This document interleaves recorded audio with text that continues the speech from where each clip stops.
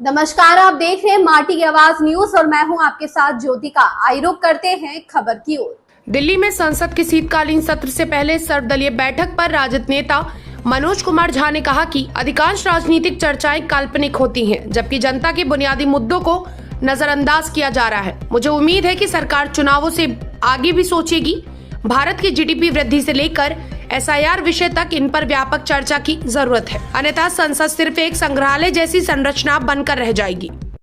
कई वर्षों से अब देख रहा हूं, फिक्शनल चीजों पर बातचीत बहुत होती है। चुनाव तक में जनता के मौलिक मुद्दे गायब कर दिए जाते हैं।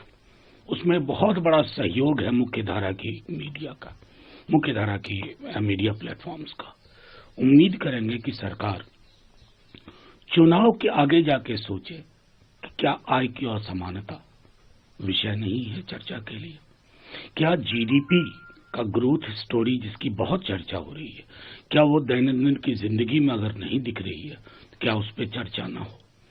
एसआईआर को लेकर के लोगों के मन में जो चिंता है, फर्ज कीजिए अगर हम सर्वोच्च न्यायालय ना गए होते तो जो भी रिलीफ मिला है डॉक्यूमेंट्स को लेके वो भी ना मिला होता।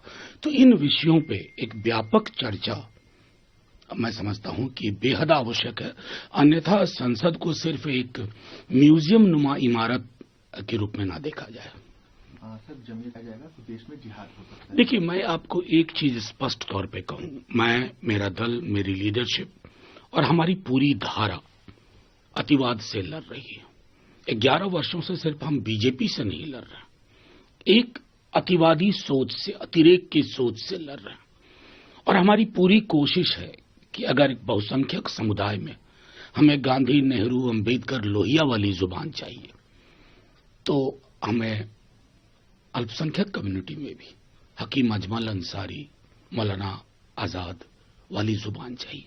ये पॉलिटिकल लड़ाई सिर्फ नहीं है, ये अतिवाद से इस देश को बचा के इसकी विरासत को बचाने की भी लड़ाई है। जो लड़ाई संवैधानिक तरीकों से हो सकती है, उसके लिए अतिवादी सोच, मैं समझता हूं उससे एक व्यापक दूरी अगर इस देश ने ना बनाई तो ये हमारे लिए उचित। इस खबर में बस इतना ही। बने रहिए माटी की आवाज न्यूज के साथ।